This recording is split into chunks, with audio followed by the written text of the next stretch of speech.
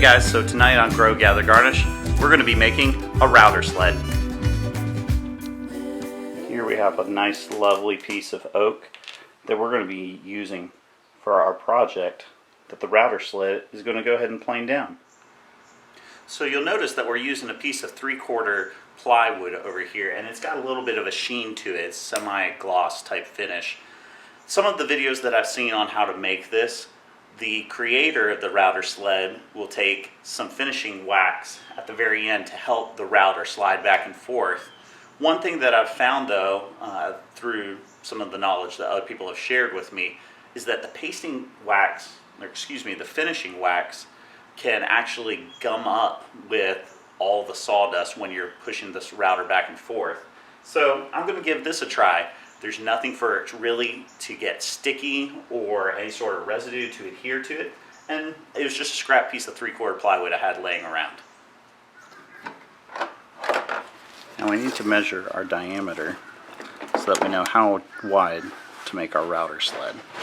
I'm showing 6 inches, so I'm going to go ahead and give it about an extra inch.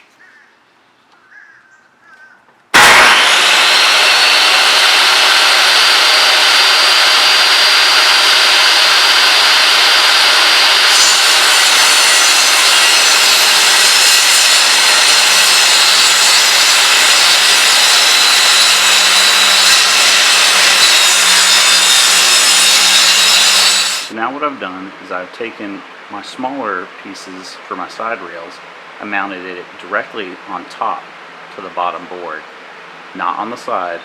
We're going to use this Craig pocket hole jig. It's not as quick or as efficient as the multi-hole jig, but this is what we're going to work with.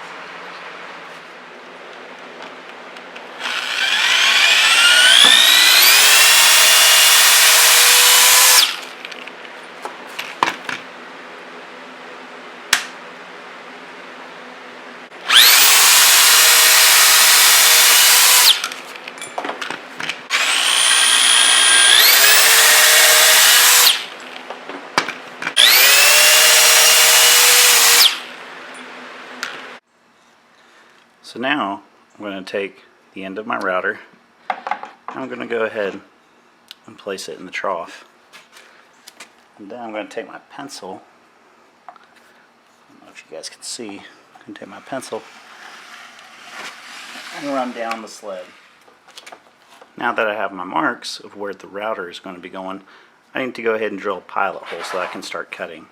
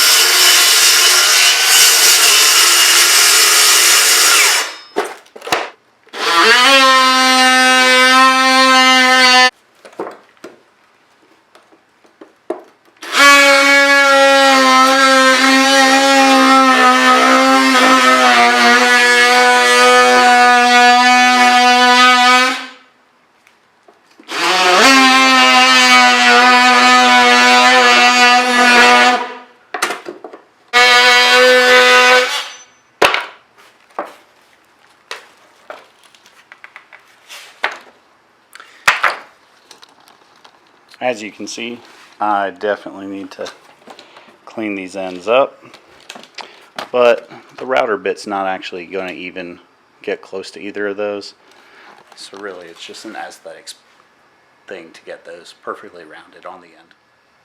And now guys, that is your router sled Okay guys, so you can see I more than have enough space to go ahead and run this back and forth.